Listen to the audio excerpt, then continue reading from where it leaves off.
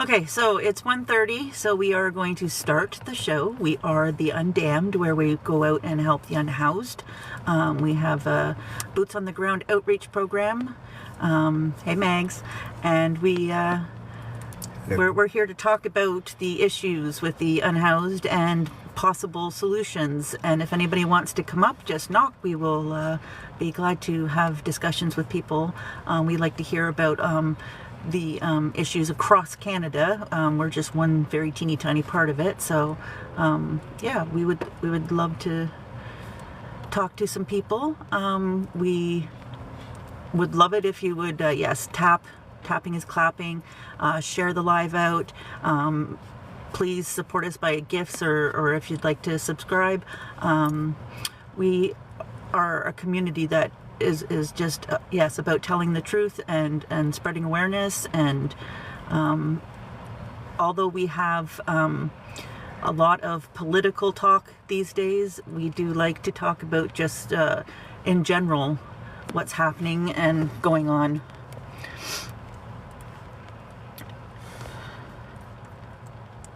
Ooh,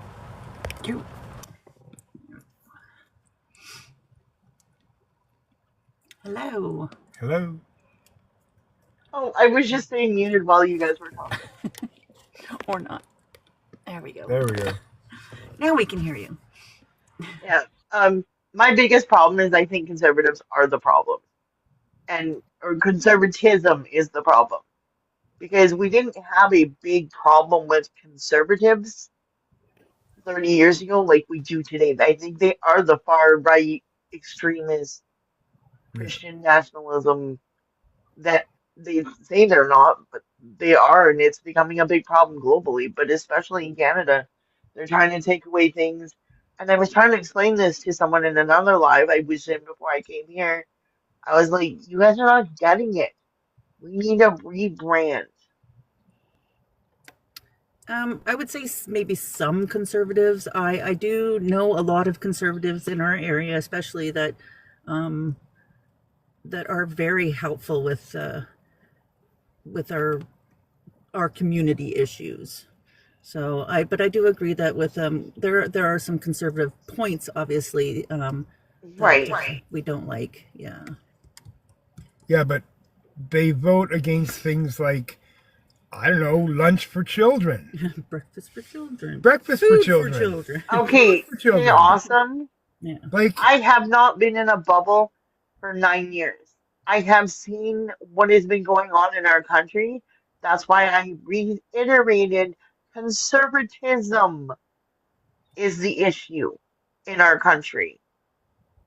The far right winged conservatism is the issue in our country. I restated it because I have to understand that not all conservatives are bad. Right. And we also don't like to use bad or good. We like to use unhealthy and healthy, because I personally don't believe people are bad. I do believe yeah, people make unhealthy choices. they're not bad. Yeah, But they there is a lot of people. I've been watching this algorithm and watching a lot of people change their minds when they actually sit down and have a discussion. There's a lot of people out there who are learning just what left, right, liberal, conservative, like there's, because yes, they're still voting generationally. They're still listening to their neighbors and their families and not food discussing. pro- you're sitting here saying that food programs don't work. They absolutely do. They make a hell of a difference. I Oh yeah. would rather be taxed more money come tax time just so people can fucking feed their children every day of their every day of the week. Yes, they do. They Right? do work. And as an indigenous person, for one indigenous person speaking, I believe in community. I believe in feeding the community. So you can sit here and have your opinion, and I respect that, but I'm only wrong 10% of the time, just so you know. Yeah, and Taya, food prices have gone up, and that's, like I said, that's a corporate issue. That is something that we all should be, yes. So food prices have been turned into gouge. Right. Saying that they went up is nice. It's letting people off the hook. The food prices are there because the companies are gouging. And I just want to Conservatism be doesn't honest. want social programs or food programs. But you know what gets me though? Okay, I can see someone saying, "No, I'm not. I'm not for a social net or anything like that." But it's children. Right. How do you They're the sleep one at that night? suffer. How do you fucking sleep at night? Hmm. It's Yeah. children. But for a Well, time and there, children didn't get dental care either. So, like in Ontario, I'm speaking of. right. But yeah, there are, like I said, there are social programs that should be available to children that are not. And there are medical. And it, yeah, to say no to feeding children. Yeah. My grandmother, who is the most conservative leaning person in the world, will feed everybody in the neighborhood before she feeds herself. That's Because right. that's what she believes that children need to eat and people need to have nourishment in their body. That's right. That's why we do what we do, because we know that an unhoused person is going to think better once they feel better. So if they have a healthy lunch or a healthy dinner, they're going to feel better, and they're going to want to go and get help, or talk to somebody, or Do their homework. do their homework. They're less likely to just give up. They have hope because they're fed. It's incredible what can be accomplished just by giving a child what they need to succeed. And it's all great that we send them to school, and it's all wonderful that we give them clothing. But honestly, truth is, without that fuel, they're not going to go anywhere effectively. Treaty, did you want to say something? I did. I didn't want to take you off this topic, but I just wanted to add to the conversation. I feel like the pandemic was a bit of a gift when we look back at it, that gift of time and kind of an opportunity to reset. And Right. I feel like it's such a lost opportunity because when you look at now the how businesses and even the federal government is forcing workers to go back to work in their downtown offices when those spaces could have been used to help house people. Right. Like why we didn't convert some of those office spaces into housing opportunities, and like, Yeah. when did we lose the public housing? I went to university with a 2-year old. I remember I paid $92 a month based on my income, right? I was living in Edmonton housing. What happened to these programs? Like, and I do see that there's still Edmonton Housing Complex, like available in Edmonton and stuff, but they're run down. They haven't built more. And they're really run down. Like they've Right. become, little ghettos almost. And Yep. it's just really unfortunate that we missed the opportunity when we had that pause in society where we could have pivoted and changed things and taken a new direction.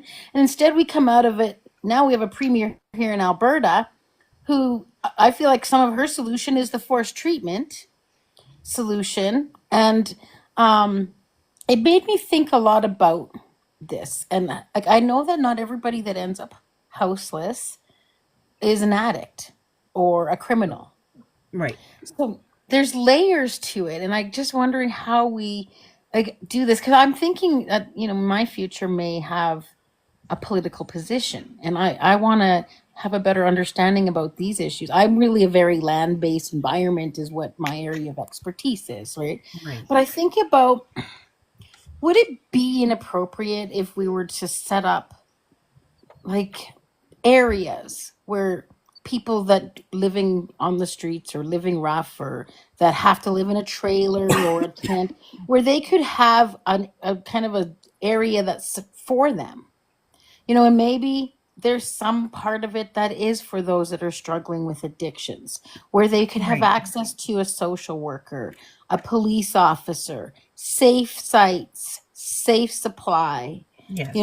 all of that type of care in an area where they can be kind of centralized. I feel like it's a slippery slope though, because then you're like corralling people, or you know what I mean, you're Right. segregating them in a way. How do we do that in a way that's mindful of their rights, but keeping them safe? And also, because this is really, I've watched some of my liberal leaning friends turn very anti homeless people Mm-hmm. because they just are starting to see it as a problem Right. that's Yeah. impacting their property. The Yep. crime is going up, and I get that too. Like, I don't like going downtown. I mean, I was just in Ottawa last week. I was really saddened to see how much garbage is on the street, and Right. you can tell what's been left by somebody who is a houseless person and somebody who's struggling with mental health or addictions. You Right. can, I know the difference. Like, Yes. and I don't blame them, Mm-hmm. but I feel it's sad. Like, how do we prevent the hatred that's coming out of this, and the fear? It is based in fear. People are scared of these folks. Education. Right. Yeah, Um, I get Education. it too.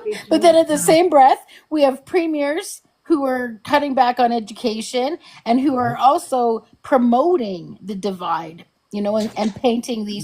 these people, these poor souls who are struggling with something in their life.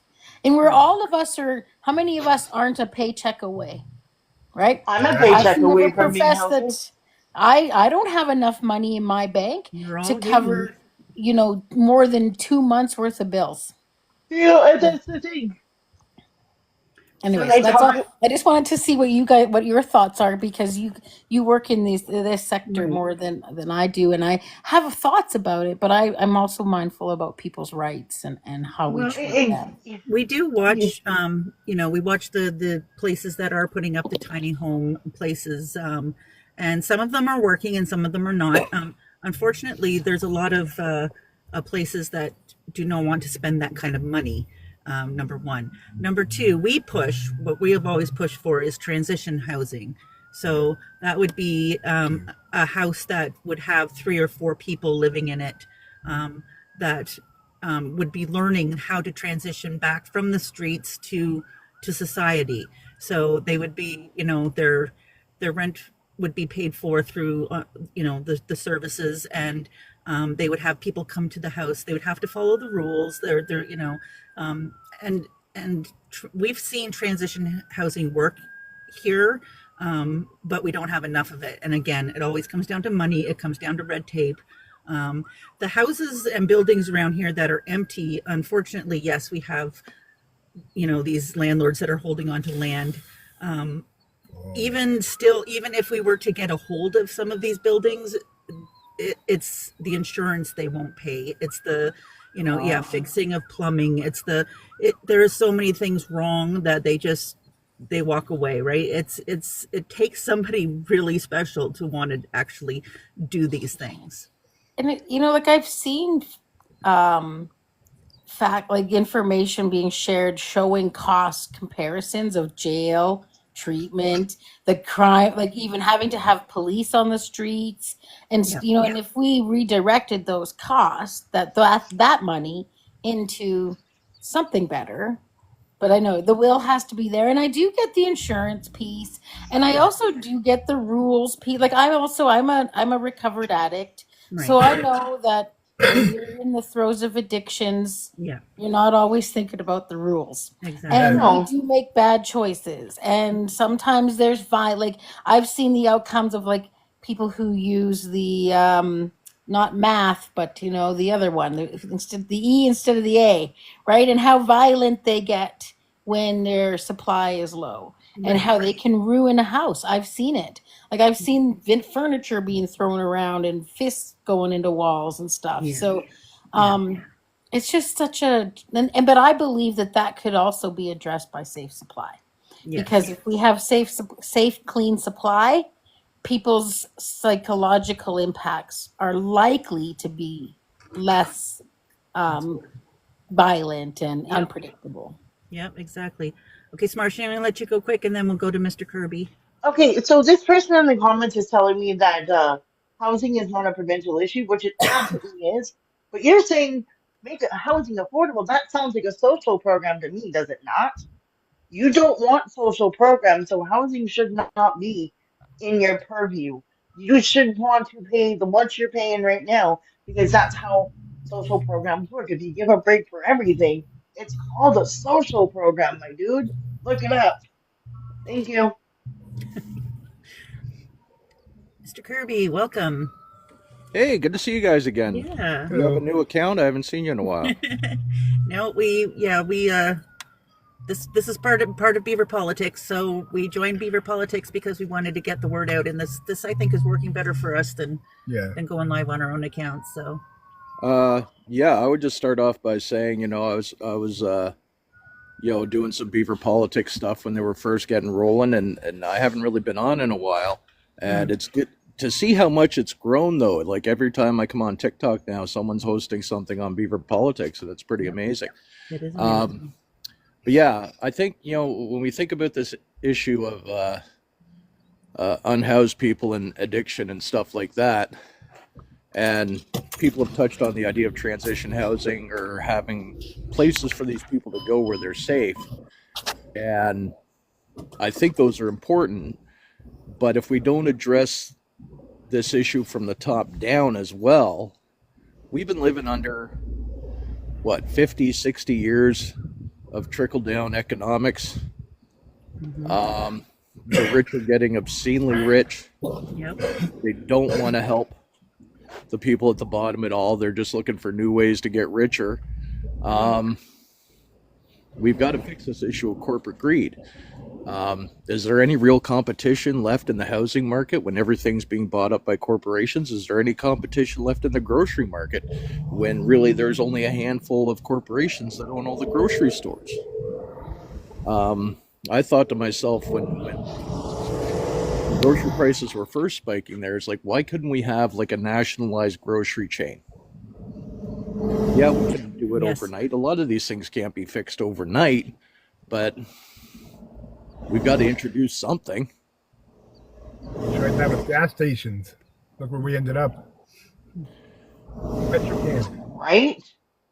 Well, I remember I was listening to a podcast, I don't know, a couple of weeks ago that they said, Trudeau had the National Energy Program, and that maybe if that idea had actually stuck around, it probably would have benefited our country a lot more than getting rid of it. Yeah. I think housing issues are definitely a huge issue. And we were talking about this last night in the live, and I said, the conservatives are giving a break to those who are buying new built homes. And all I see with that is that a bunch of landlords buying up a bunch of buildings and raising the rents, and I don't see how that's going to help anybody but the rich. So yeah, I mean,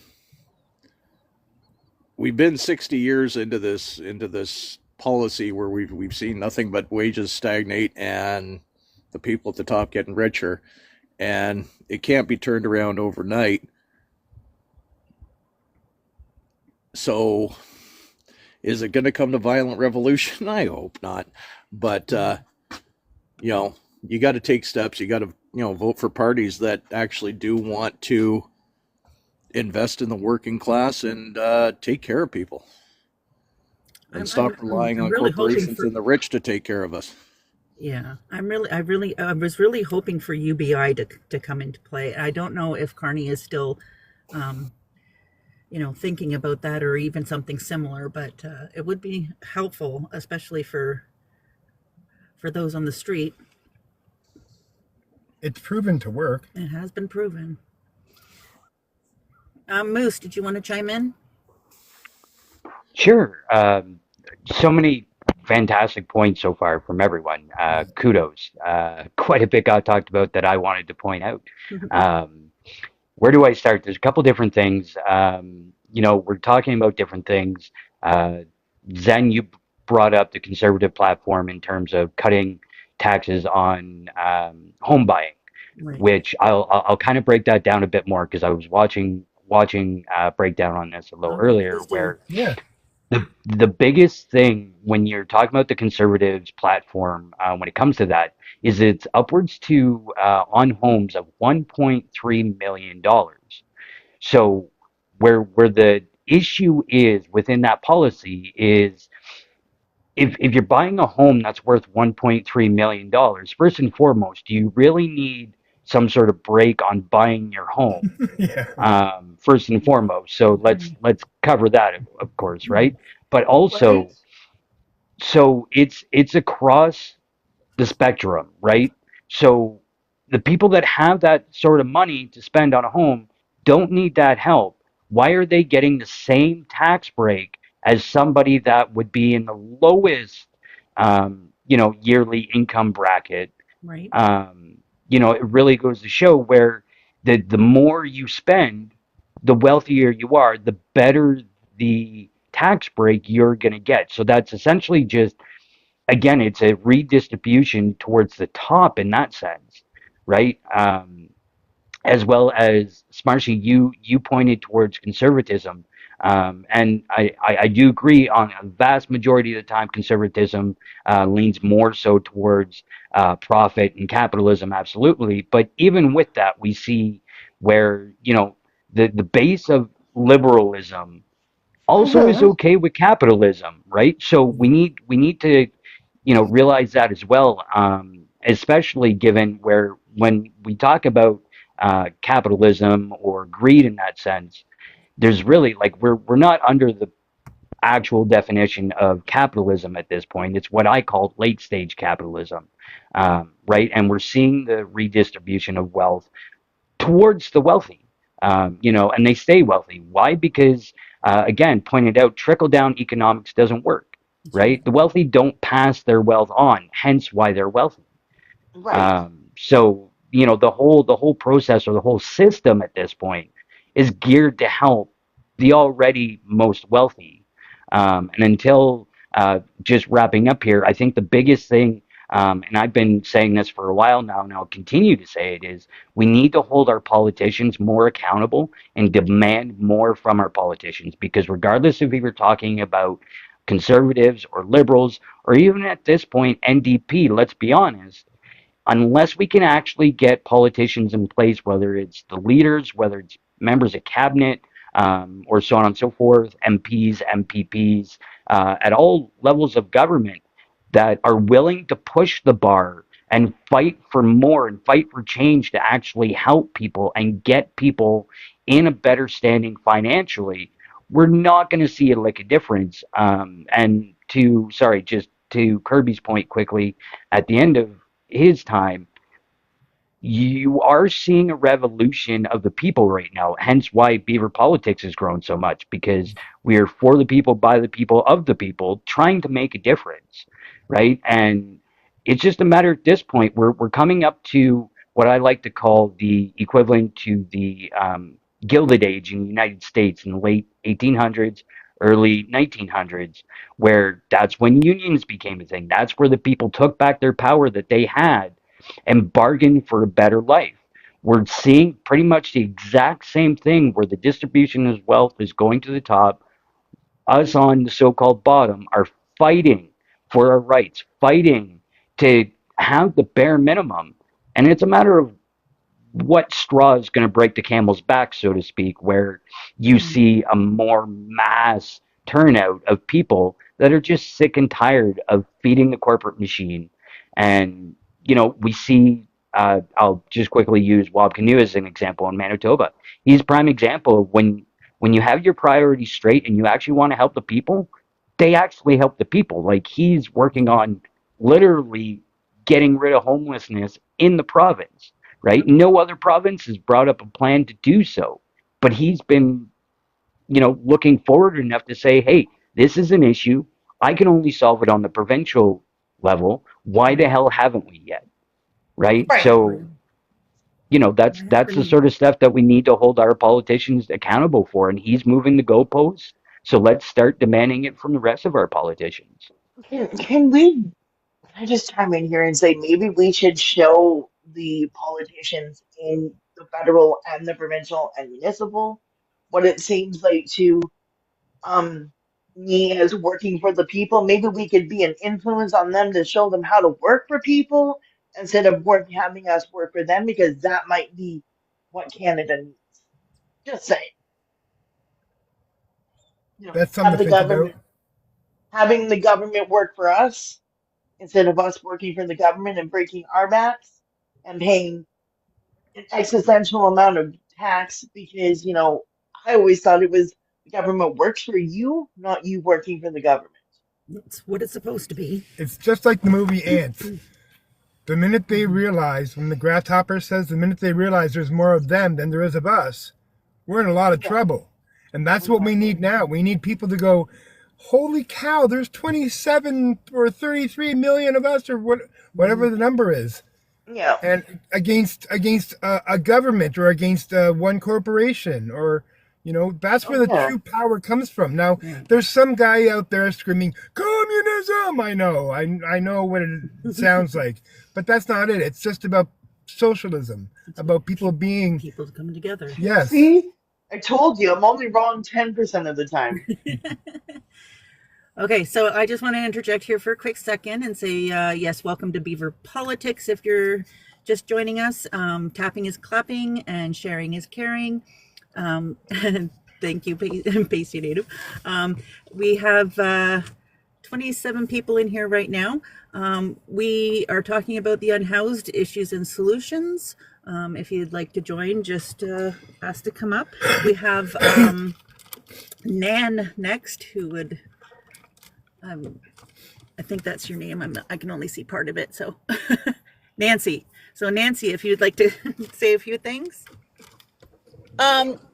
This thing with the GST and that, like on homes of 1.4 million or 1 million or whatever, no GST on that.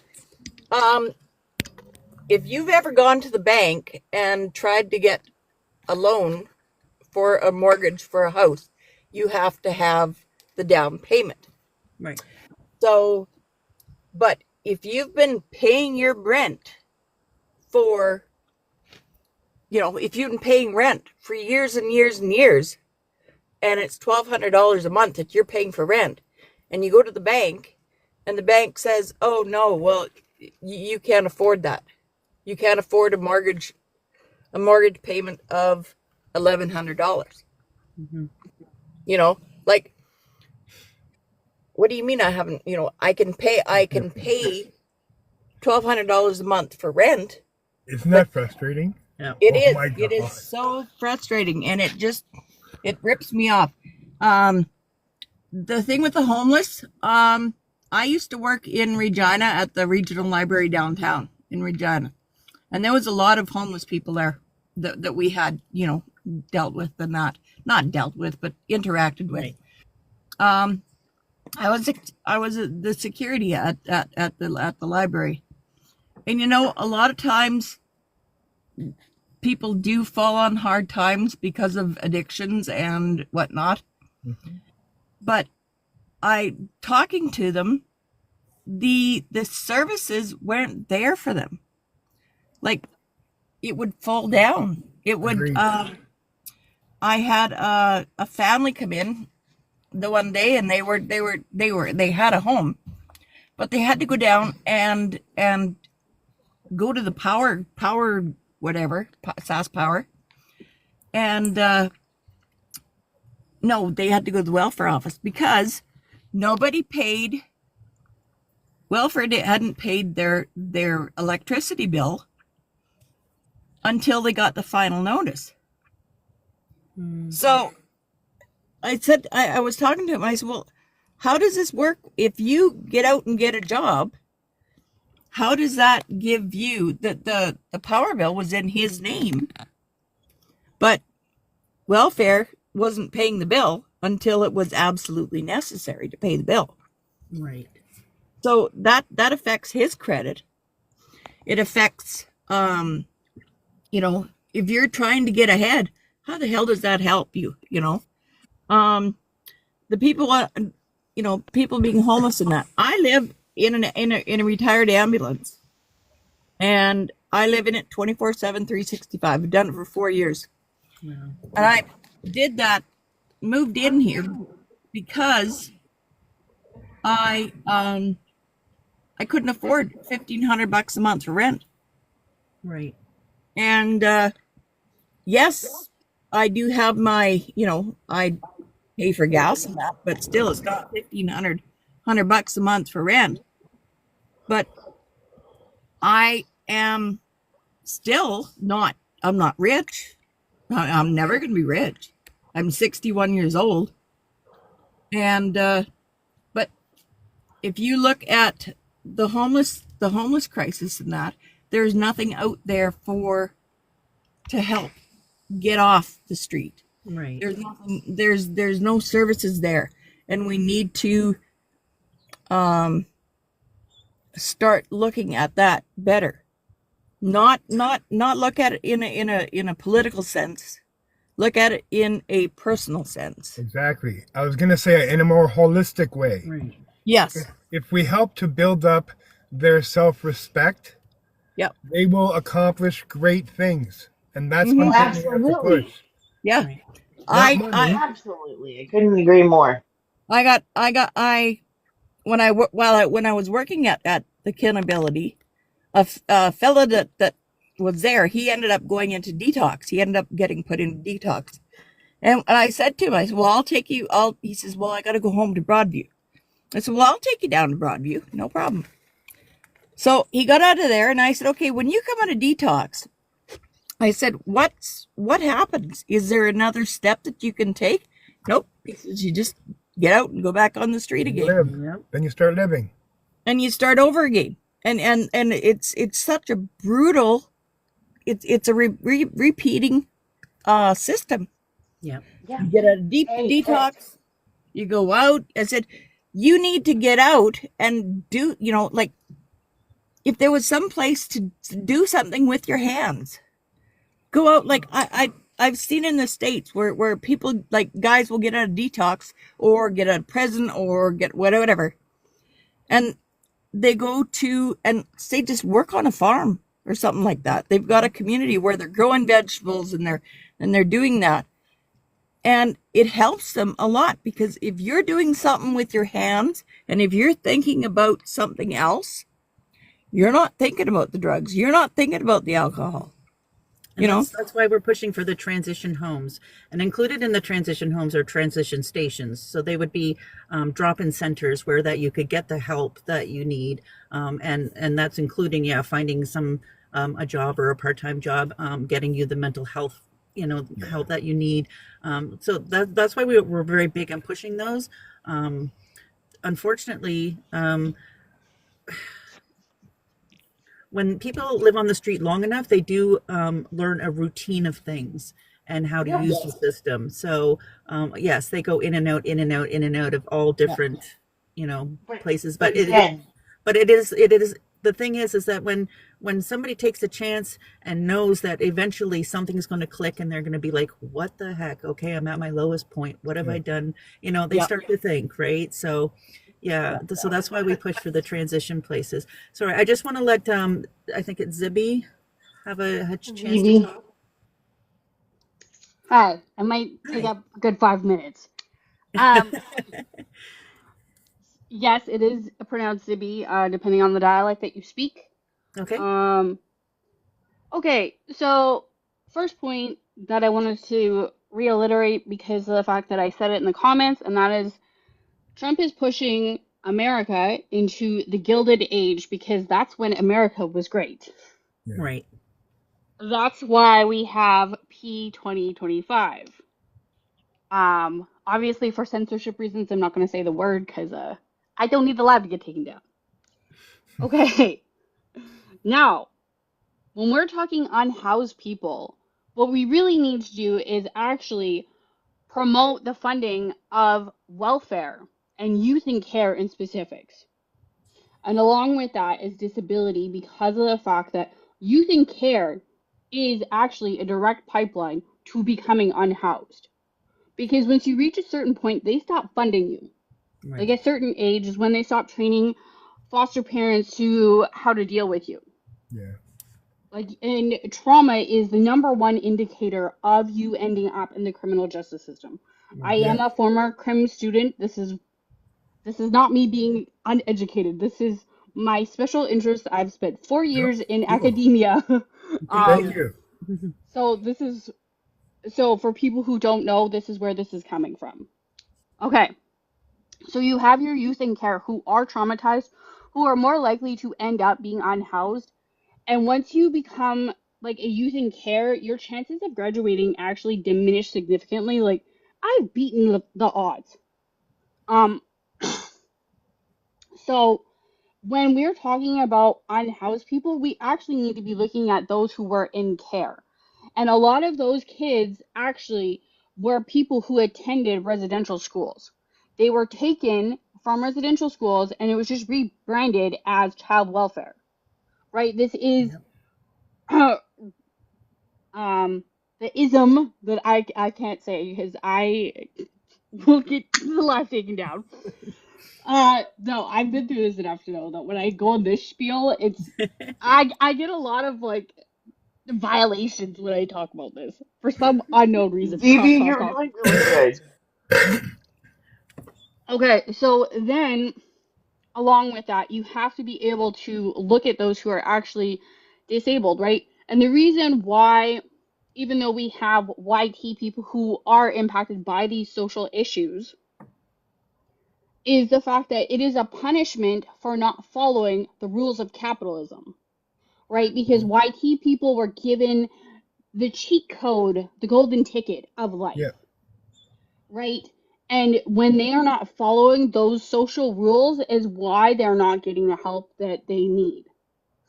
Whereas the rest of us, we're supposed to be downtrodden. Like, we're Now that's an supposed to be interesting point. suffering, That's a very interesting point. right? And when we talk about capitalism, it's really like, you really have to understand the social structure and how they want to oppress people, right? Because our social rules are based off of religion, and religion is what founded our laws and our social rules, right? Like it's very interwoven, and you have to dissect it in a way that you can maneuver through both avenues, right? And that's where they have come down on um, Native people who had social housing. We were very socialist. Now, Mm-hmm. this doesn't mean that this is a homogenized way of looking at it, because I'm sure that there are nations who weren't, but like for the nations that I come from and the ones that I have talked to other people from, we are socialists. Yep. And Yeah. there was nobody who ever went without things, and that's why we didn't have crime. Crime is a social construct who continuously changes. It's just like race. It's a continuous change. And that's why we want to punish people for not following these social rules. Now, to come back to actually solving homelessness, I have an idea, but I actually kind of want to get paid for my idea. So, Yeah. I'll give you $10. How about that? We can come up with a solution, all of us. I would like to um, say that there is absolutely never been a correlation between um, the homeless moving into your neighborhood and crime going up, like spiking up. That Oh, doesn't exist. absolutely. People that's people Causation is a not believe that, correlation.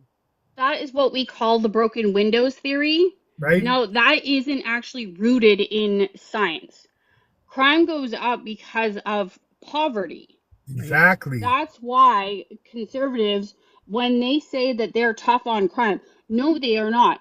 No, Mandatory minimum sentences does not make somebody no, not become a criminal. Like putting them on bail doesn't like make them stop doing crime. All you're No. doing it is harder, making it harder to survive. That's why Pierre drives me nuts when he talks, because I am like, not this man who's never read a book on crime talking out of his ass about something that he really doesn't know anything about, because mandatory minimum sentences do nothing. That's why we He's remove them. This is Phoebe, rooted he's in trying to research. mansplain everything. That's what he's trying to do. He's trying to mansplain crime, which he's Hmm. never really fully understood. while crime is a social construct, crime does go up because of poverty, because it becomes unobtainable to actually survive under the certain economic conditions that we have today. That's why crime goes up when conservatives get into power. And then they turn around and blame it on the NDP because they were providing benefits to people who actually needed it. Your government is supposed to work for you. That's Yes, right. Right? And For everyone, yeah, for everyone, for not just all one Canadians, demographic. Well, yeah, even but the they want to unhoused. blame it on the liberals. Like everyone wants to blame the liberals and not take responsibility for their own goddamn party. Crime rate was low under the Conservatives, so that one's no, that one's wrong. Crime rate was at a historic low under the Conservatives. Under the Liberals, they brought in catch and release policy that has not helped with criminals, and crime rate catch has and doubled release under this actually Liberal does government. work.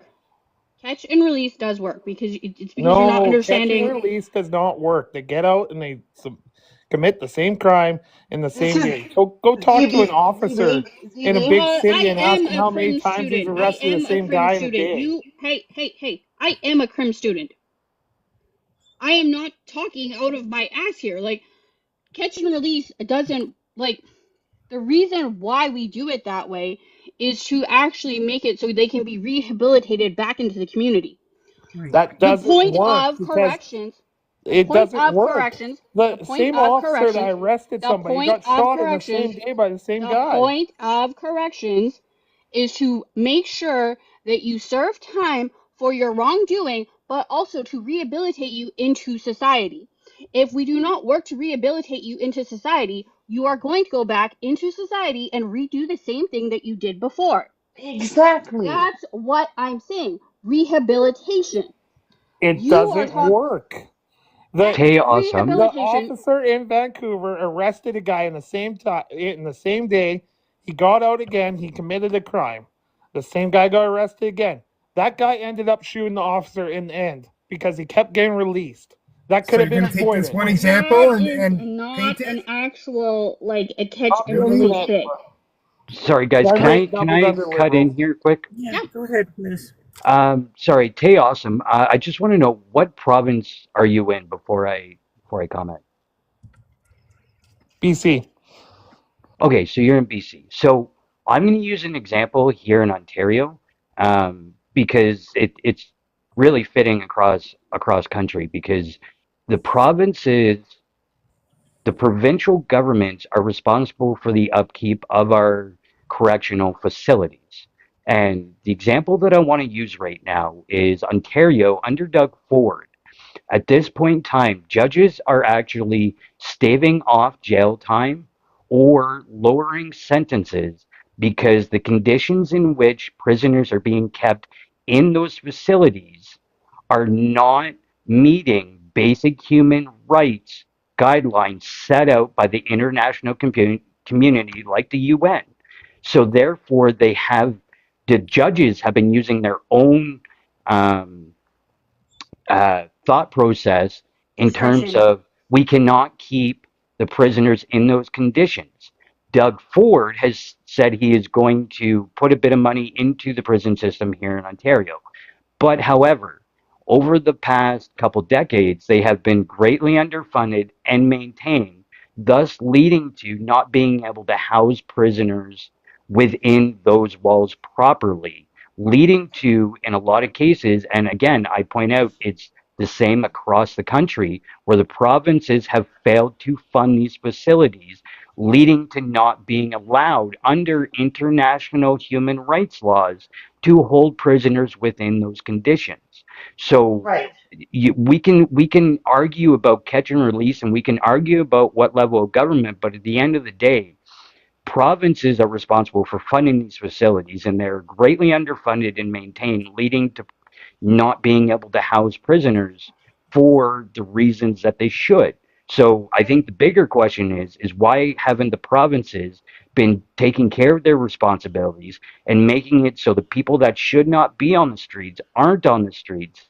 And again, couple that with at the end of sentences being able to transition them into actually being a productive part of the population and contributing to Yep. society in better ways.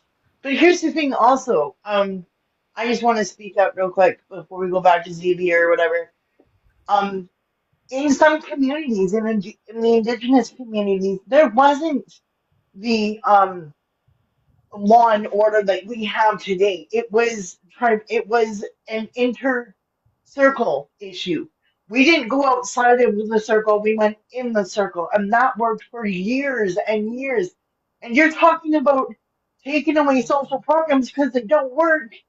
But then you want rent control, which is also a social program. So you either want social programs or you don't want any at all. Like you can't have it both ways. Rent But was anyway, affordable 9 years ago, so and mortgages. We never rent had these was problems not before. Oh, affordable It, many it's years you're it's just ago. it's a Trudeau. little bit of facts that you got to take. You can't argue somebody who has or on the You can't different blame side, and Trudeau, you man. are way too far You can't left if blame you're Trudeau. arguing. If you're getting You upset because you cannot blame can't hear Trudeau. somebody else talk. Hey, awesome. And I'm going to tell you this right now. You sitting in the comments calling me clueless, then adding me is really wild.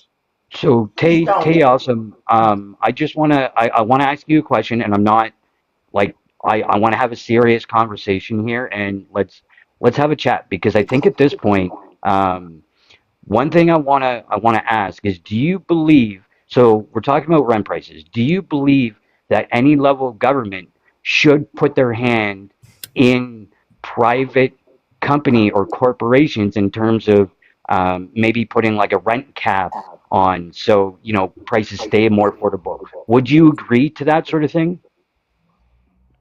Yes, if it brings down the cost of rent, I would. Okay, so sure. Now, I want to ask you because I agree with you on that. I think that there should be some sort of government regulation, keep putting a cap on rent prices so people can actually afford and continue to afford a home and a roof over their head. Right. So, at this point, I want to ask you, what do you think that it is that the liberal government has done that has led to rent prices being the way they are, or the cost of living being the way it is? What specifically have they done That's that a have fair that question. has caused that? Yeah. There's been lots of money printed. We can go over all the Okay, so wasted so stop spending. right there. So the We're government gonna doesn't start with just that. print money. It doesn't work that way, okay? The Oh, yeah. Bank of Canada regulates currency, okay? So the government of Yup. Canada has no the government like nobody actually prints money. It doesn't, actually create money. So what do you mean by print money? Do you They actually mean did like they actually printing during money? the COVID they did print a lot of money, and that was already released that they You mean did print a borrowed? lot of money. There's been lots of wasted money. If you go look at the I programs mean, that we, they we The funded hold money in they on. So borrowed? Canada, we did take on more debt on a national level, but that we're doesn't at equate to actually $62 billion printing now. money. At a quadruple A Okay, but credit but but rating. the vast majority of our debt was already before COVID. So I mean, let's make Our that credit clear. rating We under we we Harper have was added to shit. it, but Yeah, the debt was up high before COVID. So, but there's also a lot of wasted money too.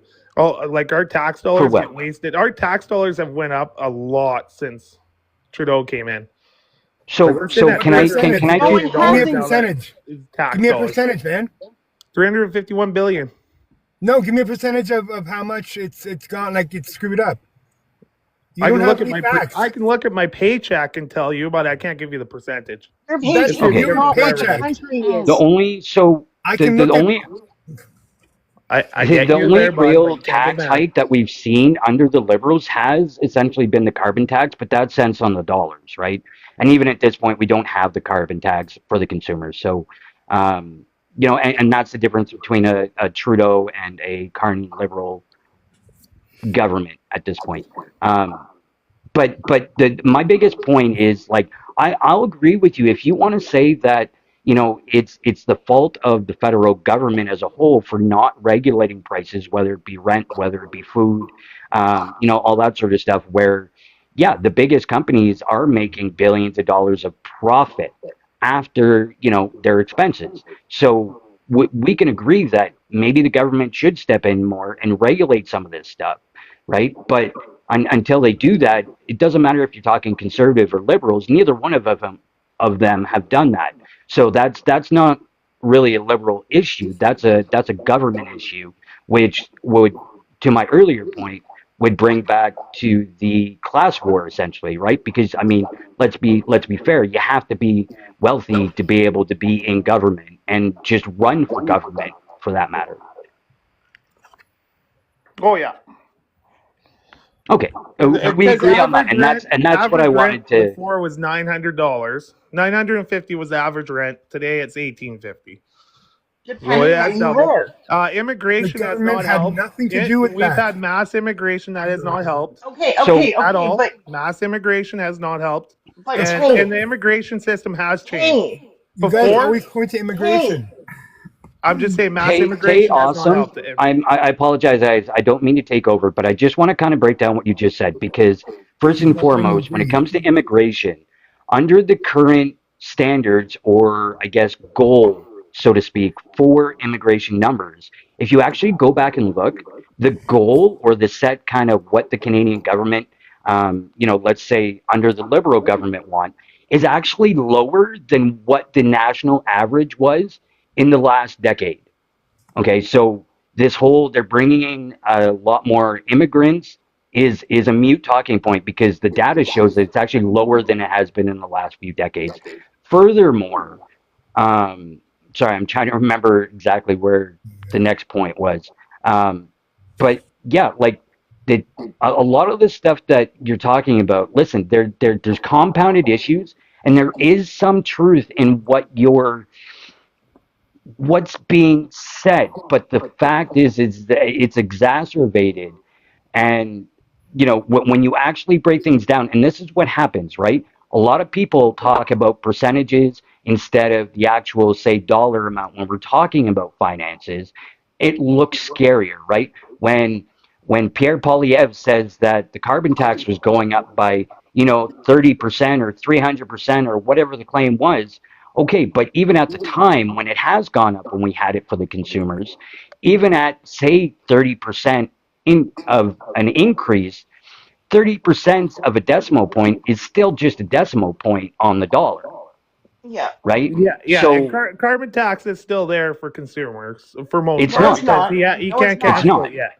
Carney Yeah, he can't can. cancel it yet. He Yes, has he to go can. through stuff that So no one can. this is so I'm just going to It's break that already down been quickly. okay. I'm going to open the floor for other people. I apologize. I'm not trying to Go take ahead, over. Miss. No, It's you're good. So the thing right now is the consumer carbon tax is set to zero. You're right. There's still a carbon tax on the books, but it's set to zero.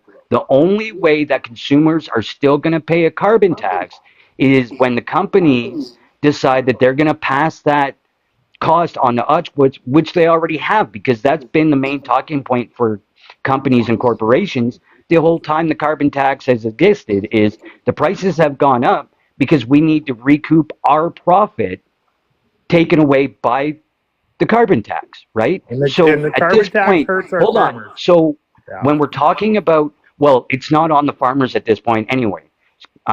So just to clarify, Carney is taking it off the consumers, farms, and small businesses. The only people still paying a carbon tax are the biggest polluters, so the biggest companies and corporations that make the most profit.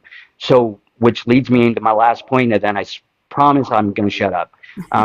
But my last point being is when you hear companies and corporations saying we need to pass it along to consumers to make up our cost, why? When you're already making hundreds of billions of dollars, like oil sector, grocery sector, all that. Galen Weston, like how much is that guy worth? That guy's worth hundreds of billions of dollars at this point because of the profit that he makes. So when I hear this whole they need to recoup, or they shouldn't have to pay the carbon tax because that raises our cost of living, no, it shouldn't. And I think the government should step in and say, no, we're going to put that tax on those companies and corporations, hold them accountable, and then legislate that they're not legally allowed to pass it on to consumers. Because I'm sorry if you missed, 50 million in profit because you had to pay a damn tax when you've already made, again, tens to Cost hundreds of of doing billions of business. dollars of profit year over year, right?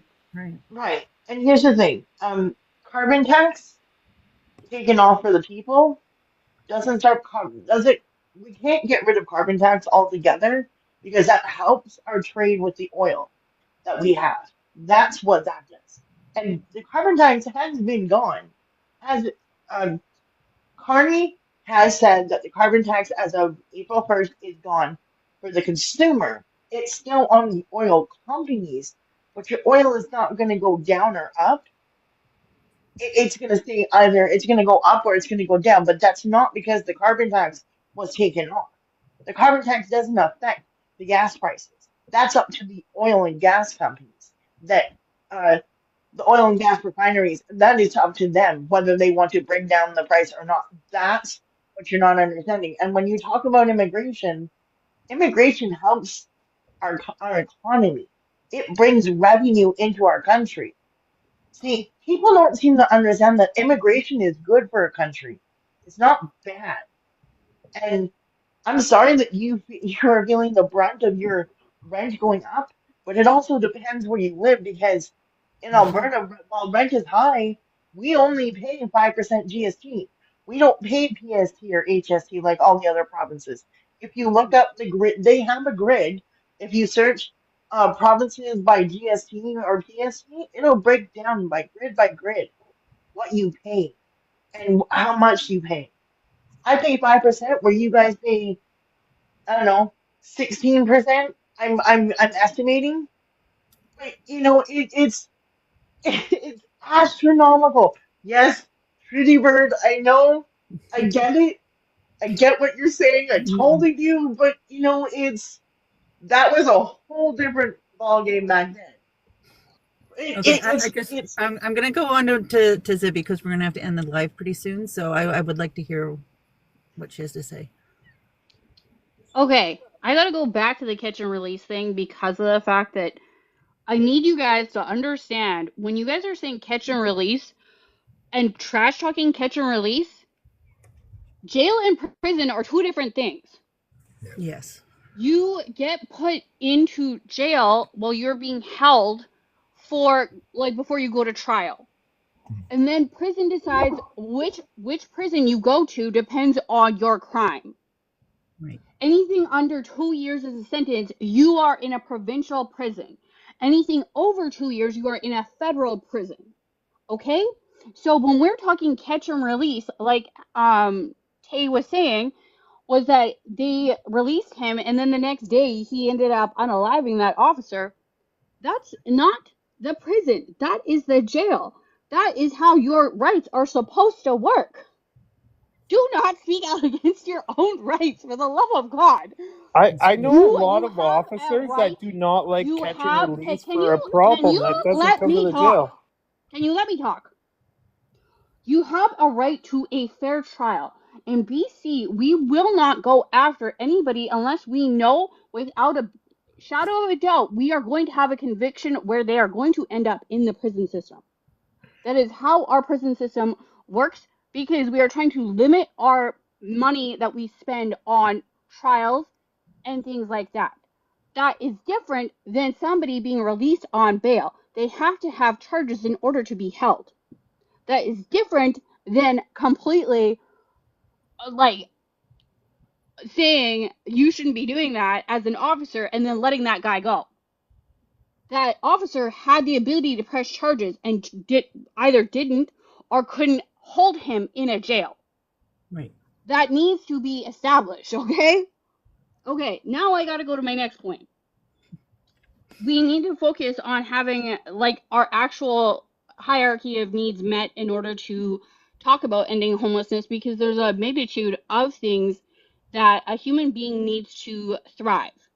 Now, when you put them back in prison or jails, whatever you may have it, depending on what their crime is, or mental institution, blah blah blah blah. We go down the list here of where you get incarcerated, institutionalized. Okay, we can't have people who have been in prison their entire lives being released out onto the street without any rehabilitation into society. Because, and this is one of the scariest things, I'm going to use Picton as an example. Picton, because of the amount of people he unalived, had a lot of death, unaliving threats.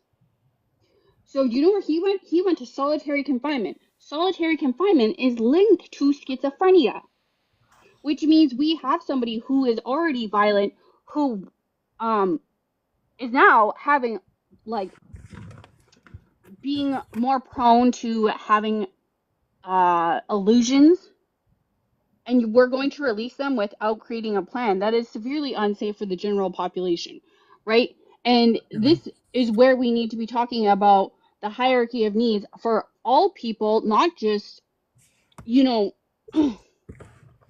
certain demographics.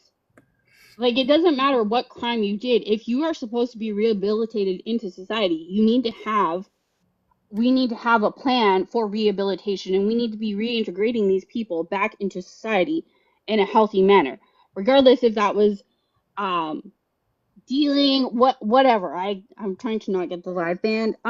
But these are important things that we need to be talking about, because when we're talking unhoused people, because I have to bring it back to, like, illicit use of substances, that's your nervous system who's already been hijacked by trauma, right?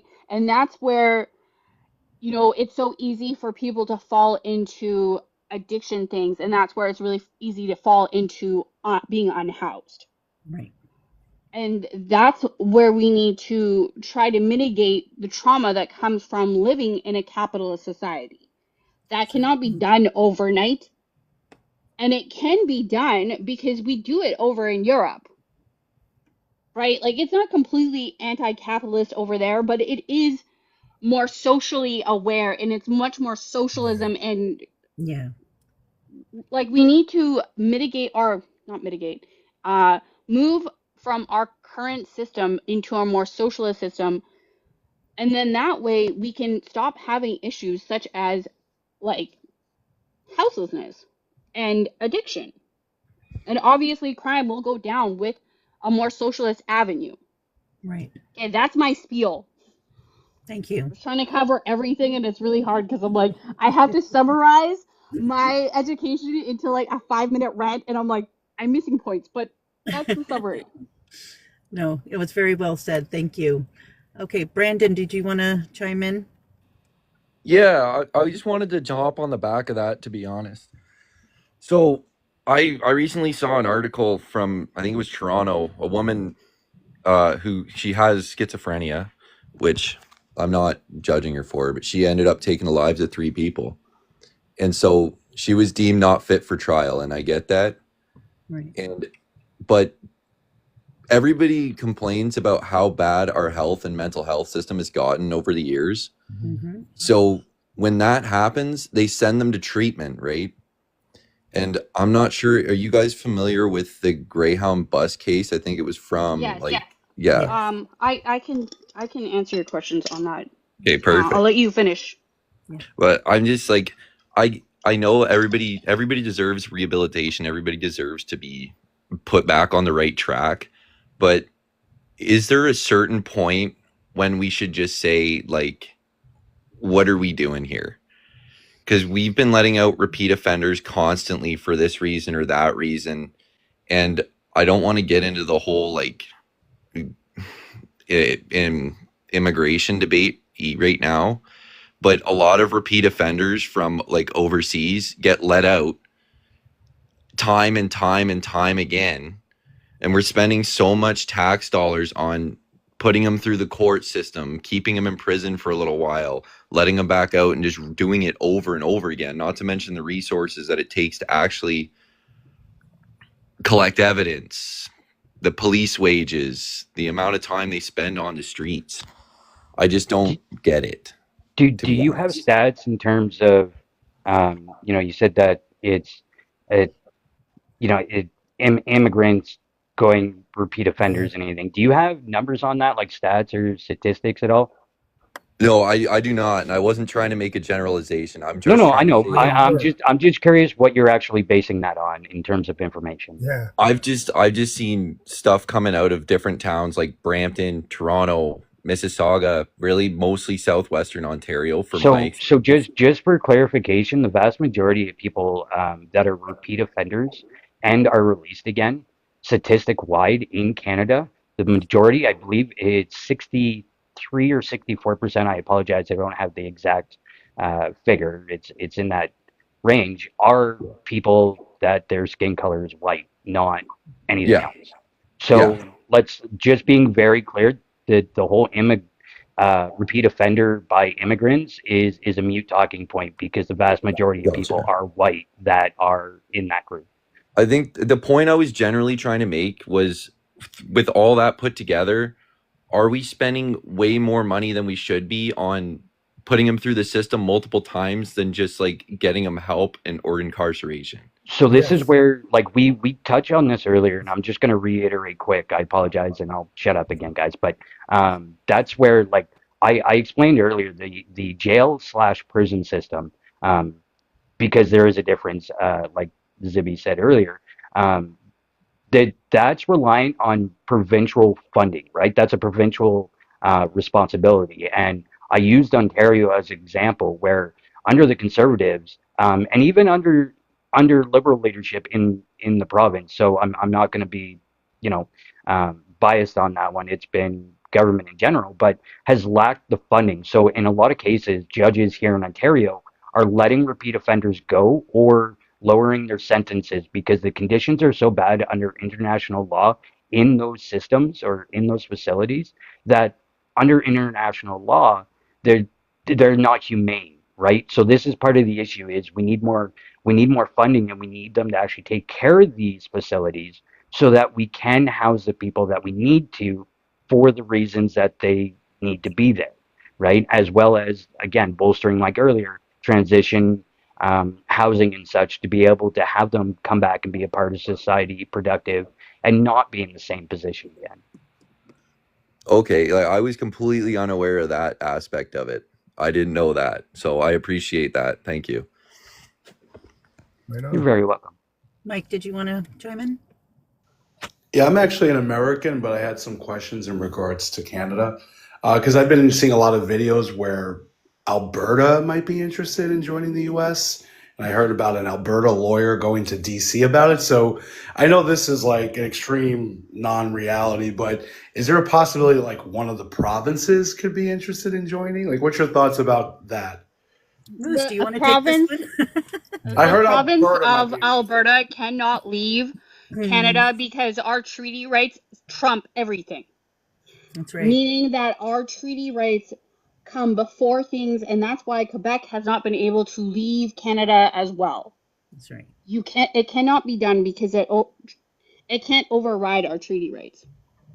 Yeah, the thing is with the U.S., we did have the Civil War, which everybody knows, but it's supposed to be that, we're a United States and we're a union of the states. That's really our own states. We're not really supposed to be seceding from that union itself. Yeah, just to touch on it quick. So when it comes to, whether it's Canada as a whole or an individual province becoming a part of the United States, it's really not possible at this point because our governmental system and how things are put together absolutely are still tied to the monarchy. The king still has a position within our system.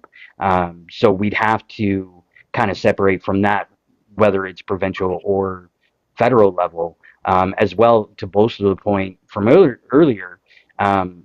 Any province that has First Nations within the province can't can't do that for that basis because again the treaties are signed Yeah. and set up with the crown, not the government of Canada. So that would be something that is a massive undertaking, and you would have to decouple essentially the country, which would cost an astronomical amount. Let alone it would have global um, kind of implications in a lot of ways, right? You would have to change So the it's Constitution. definitely not an option for Canada at all in any way, shape, or form, or a province to become a part of the United States. Yeah. It's just not feasible. And even on our side of it with the U.S., we have it that in our Constitution, if we were to get any new territories, that it needs to be approved by a 2/3 vote in the Senate. So I'll give you an example, like the Virgin Islands, which ironically we bought it from Denmark at the time, but there was a few times and different presidents where they were trying to get the Virgin Islands, and then it took until like 1917. I think Woodrow Wilson was our president, where finally in the Senate they got the 2/3 vote. So we need a certain approval on our end to get any more territory ourselves. I see. I have two more questions. Okay. These are lighter questions. Any sports fans, what's your thoughts on the Gretzky record for goals? It's going to be broken by Ovechkin soon. I thought it was already broken. He's about 6 away, I believe. Okay. Well, in my opinion, Gretzky's irrelevant because he's a traitor at this point to Canada. But Yes. I mean, that's that's my patriotic point. side. Mm-hmm. We're talking about a sports Gretzky. record, though. I don't do sports ball. No. Anybody here? No, nobody cares about that. I mean, you thought with Gretzky, and if his records were going to be what is he going to be broken? And that isn't there like Ovechkin, and then another player is also encroaching on that record as well. No, not really. It's just it's 800 goals. It's just Gordie Howe, Gretzky, and Ovechkin. Nobody else even has 800 goals. And he actually is doing it like the same amount of games Gretzky played as well, which is interesting. But Gretzky blows everybody away as far as like assists. No one's going to touch that record. Oh, I'm just trying to think. There's two players on Toronto Maple Leafs right now that have been powerhouses for the last couple of years, Matthews and Marner. I believe it's Marner.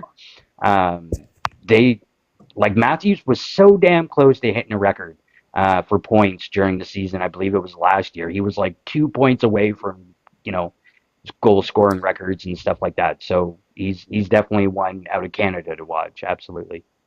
And then my last question is the greatest export from Canada to the U.S. and other countries the band Rush? Oh, no. Ew. They're my second favorite band of all time. They're amazing to me. What? Tragically hip. Tragically hip. What about Triumph? You like Triumph? Are you being honest? What about you like April Wine?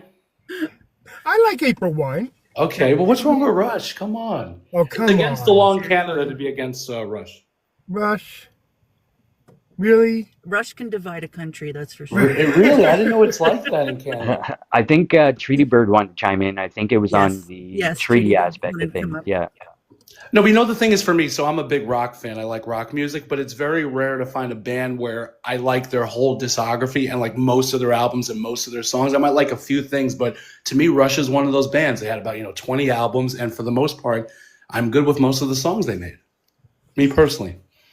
I think you got to be able to separate the art from the artist too. But Rush is, they never really got political or anything. So if you don't like Rush, you just don't like because of their music. Well, yeah. You don't like Eddie's voice. I actually don't mind the music. I don't like, Eddie's voice. Yeah, I know. It's polarizing. Yeah. Hey, he was opening day. I think he was at the Blue Jays game. He's a big baseball fan. Yes, he is. Anyways, I appreciate you entertaining these different questions I had. I'm going to let Treaty speak right now because she wanted to say something, I think, about... Yeah. Thank you. And I don't want to take over. I know we're kind of going off of your topic. And Mike, I just wanted to share too, because I think it's an important opportunity for, for me anyways, as an Indigenous woman, to share with you, an American, how things are for Indigenous people in Canada. So we have rights here that are different than the rights that Native Americans hold. Our rights are constitutionally enshrined, and the treaties that have been signed with Indigenous people here or with First Nations have been honored. And ZB was saying, and others were saying too, our treaties are with the British Crown. But as something else in Alberta that a lot of people may not be aware of, is that First Nations own land here. They are fee simple landowners as well. Same within Saskatchewan. That is going to be very problematic for Alberta to try to separate, because there's 47 First Nations here. So when you think about your Indian reservations, we have here Indian reserves. Those are the legal term for our reservation. And there's 47 of them here, and 47 First Nations who have pockets of land dispersed throughout Alberta in the 3 different treaty territories. those lands can never leave Confederation.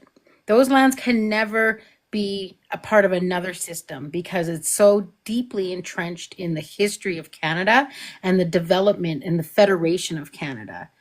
So, good luck to Alberta and thinking that they might ever be the 51st state. And you know what you're hearing, Mike, is a really small minority of Albertans. I'm an Albertan. There's not as many as it sounds like that want to separate. But here's another little interesting tidbit. A lot of, there's a good portion of Alberta that was settled by Americans in the late 1800s and early 1900s. And I'm pretty sure that following some of the civil unrest in America, they'd come up here. And there was actually even some Black people that came from America and started settling lands here as well. So we have that American attitude here in some ways, and I'm sure the rest of my fellow Canadians across on the panel can attest that we're kind of seen as the America of Canada, actually. So that's why you're getting that impression. And those that have that attitude are often a loud group. And I know you can see it like you're similar to your Republicans and MAGAs especially. So, and most of our Maple MAGA in Canada too, I think, comes from Alberta. So I just wanted to just clarify a little bit more on the history in Canada and why it would be so challenging for this to ever happen. And even if Trump were to try to annex this country, good luck. We have a commonwealth standing behind us. So, but thanks for the question, Mike. And I'm a tragically hip fan. I don't mind Rush, and I'm with Progressive Moose. Gretzky's a traitor, so yeah, I don't care about his record. I appreciate that comment. That was a lot of information I wasn't aware of. Yeah, no problem. I don't blame Alberta for wanting to separate from Canada, though. Yeah, it'll never happen. Well, like we say to those who don't want to be in Canada, you can leave anytime. But I don't blame them because they keep getting pushed from Quebec. I wanted to answer Taylor's You know what? question. You should come on another night because today's topic is the Undamed. So you should join us. We have every day we have Beaver Politics. Yes. So you should come and we'll chat about that another time. But I'd like to talk to you more about that. We have debate I nights. said We have all it's kinds not of going to things on happen. I said I don't blame them for wanting to separate, though. there. Yeah. Hey, Treaty Bird, Yep. do you talk about the treaties and First Nation issues on your account? Yeah. I host Indigenous Matters tomorrow night at She's 6 on o'clock Mountain Standard Right. Time on Beaver I'm going to give you a Politics. follow then because I want to learn Please more. follow Treaty Bird. Okay. Wealth of knowledge. Thanks. Johnson Treaty. How's it going? Not too bad, my brother. How are you? Good. You know, it amazes me still to this day that there are people or non-Indigenous friends that are just now finding out about treaties. We have our opposition that speak like they know about the treaties, but they don't until they hear from actual Indigenous people who live under the treaties. And then, we get a 50-50 reaction. Some say, oh, that's not true. And then we got others that say, I never knew about that. And it's amazing how much education is still needed on the treaties in schools and just in the general population so that, there's not all this information being spread by people like, some conservatives claim that there's like this settlement agreement that allows them to own treaty land that because there was a pioneering agreement of some sort. And I'd like to add, thank you. You just made me think of something that I think is important to the conversation here. Is that a lot of folks don't even understand too that housing is a treaty right. And when we see our people on the streets, I beg of Canadians to ask yourself how that treaty right has been failed. Yeah. Agreed. And what they're doing to, you know what, I believe as our non-Indigenous treaty partners need to take some pride in being a treaty partner too.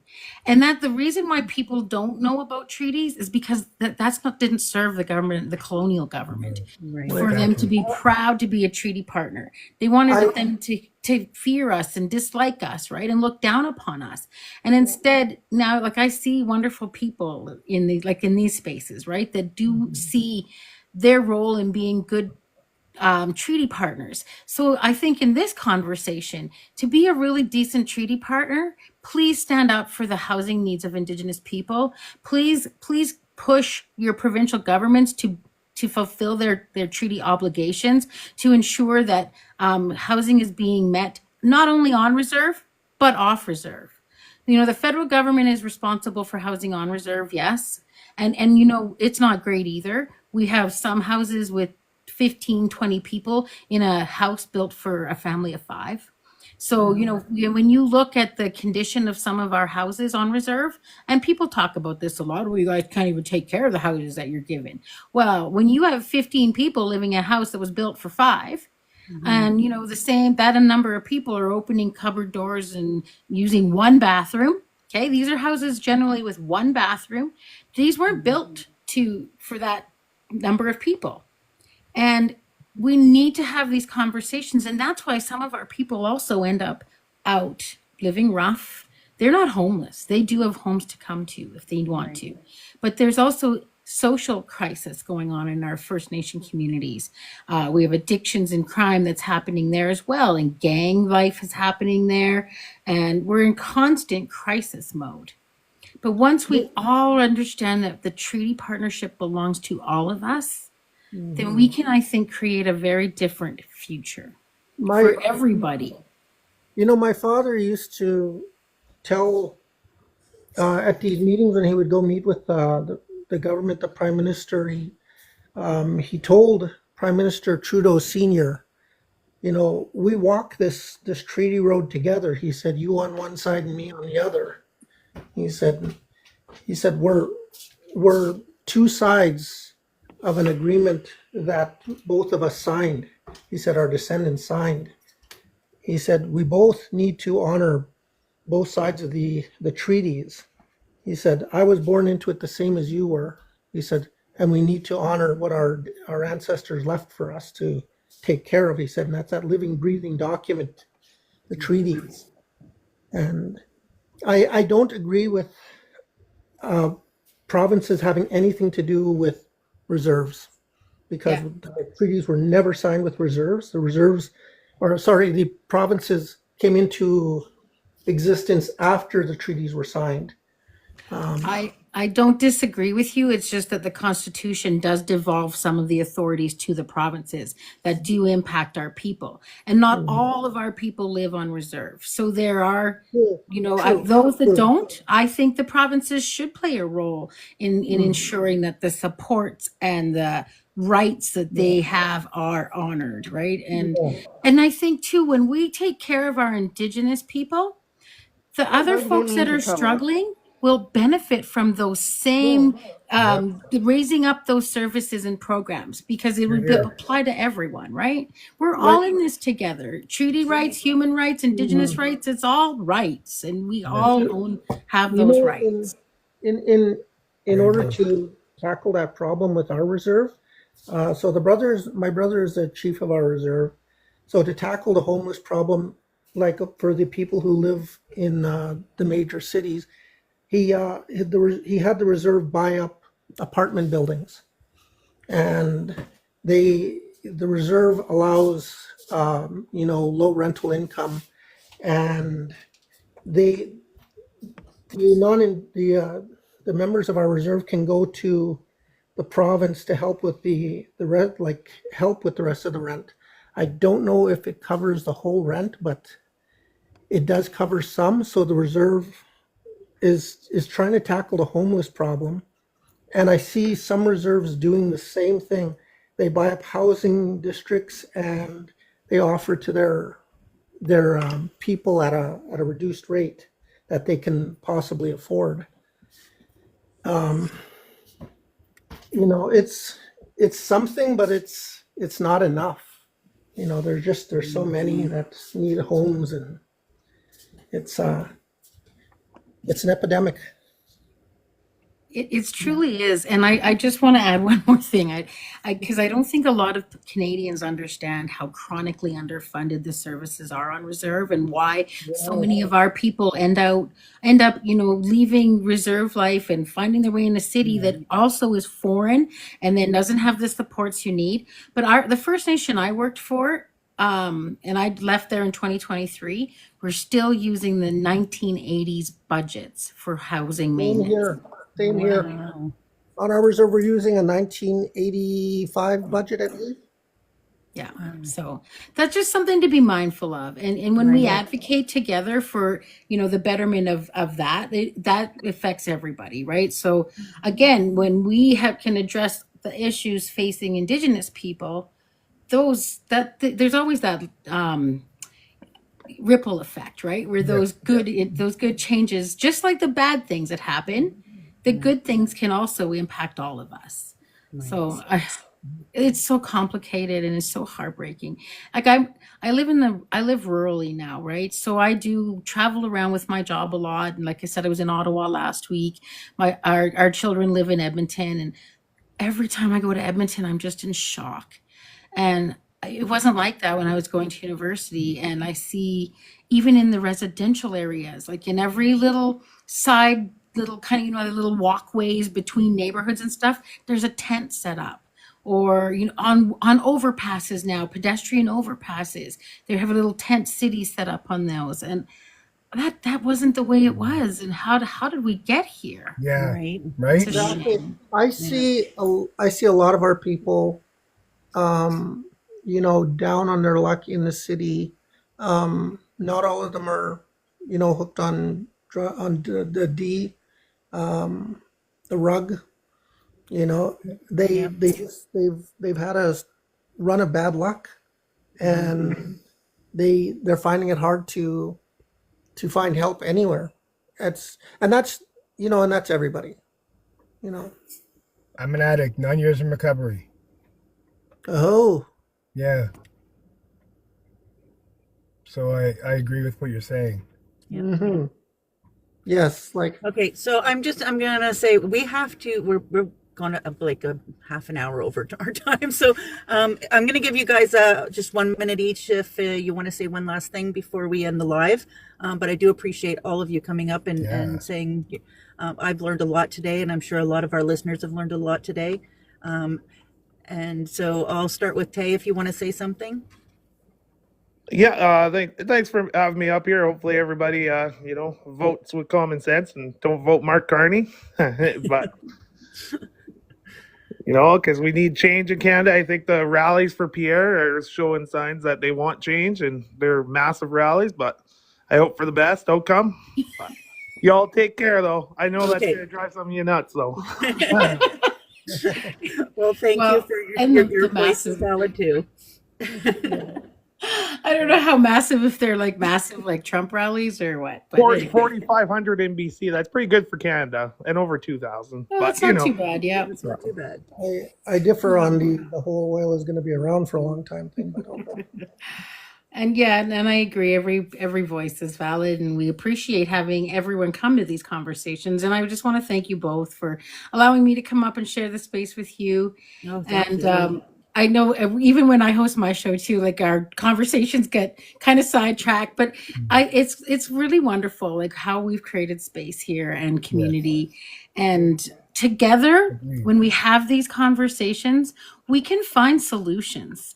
Right. And hopefully, when you come to the table with an idea, I can bring that over here to, start talking to my MLA and my MP and Power in numbers. Right. The more we are all talking and sharing information and sharing ideas, we can find solutions to these problems. But we need to stop looking down at these people like they're a problem, because it's not the people that are the problem. Exactly. It is the system that is the problem. Society. Exactly. Yep.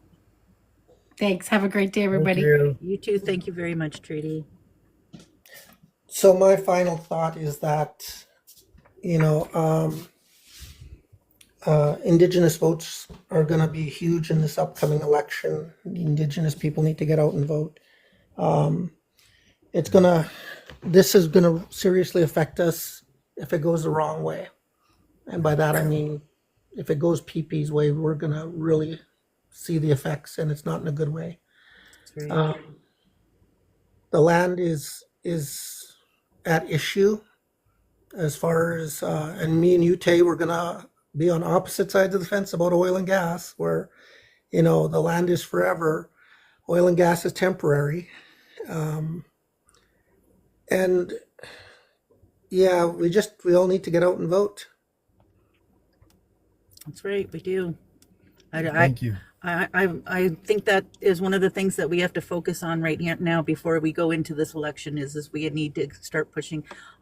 Everybody needs to vote. Everybody. I wish it was, you know, a rule. I wish it was a law that everybody needed to. Zibby, would you like to say something before we end the live? Okay, I might run over a minute, so I'll try to make it quick. Tay had a question about immigration. You have to remember that people are human, like people are resources for the capitalist machine. And if people are not having babies, we have to pull people into our country for immigration. That is, he asked my opinion about immigration. That's Oh, yeah, I'm not right. against immigration. I just they're the bit of the system of the immigration nowadays is a lot of them don't come down here and pay their way. And I know I That's work not with this true. one guy, Benny. Not I true. actually work with a few of the Philippines.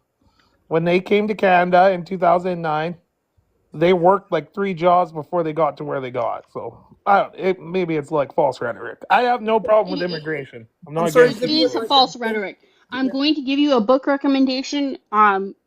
You can pick it up on Audible. It's called Policing Black Lives, which talks about the immigration of Black people coming to Canada in specifics about how they get pushed into low-paying jobs to keep them poor. Zibby, if I could just jump in for a second, literally the second line of the treaty proclamation says, "For the use of immigration." Just to put that out there. Okay. And then also, my last closing note is to go out and vote. Like the real native said, our lives depend on it, and depending on how this um election goes, it has very dire consequences for us as native people and for those who are not following the social rules of capitalism. Mm-hmm. So please make sure you are voting and following the democratic process. Thank you, guys. Thank Thank you, you. everybody. And thank you for having me. No, I'm glad you guys all came up. It was a very interesting show. Like I said, we went over a half an hour of our time, so I found it great and useful information, and I appreciate all of you. I've been in and out all day, so. So on our last note, I would like to remind people that carry water bottles, granola bars in your car. If you see somebody standing outside and you don't have those, you can always just smile and say, "Have a great day." We have to remember that the unhoused are people. They're just like us. They would enjoy a smile, not to try to move your car away from them or frown at them. You just send them a wave, a hello. And also, if you want to, you can get Narcan kits at any drugstore. They're free. You don't necessarily have to learn how to use a Narcan kit. Just keep it in your glove compartment because most of the unhoused know how to use them. So if you see somebody that's in trouble and they don't have a Narcan kit on them, you might have one. So you could save a life. So with that, I just want to thank everybody for coming to Beaver Politics and putting up with my issues on starting the live, which I will try to figure out. At least we got her gifts up there today. And I thank you for all the tapping and clapping. And please come back. We have Happy on tonight at 5:30 Eastern time. And he will be there with his happy face. Take care. So please join Happy tonight. And remember, yeah, we're on every day of the week. So come and join Beaver Politics. Make sure you follow. Thanks, guys. Thank you, Mrs. Radical.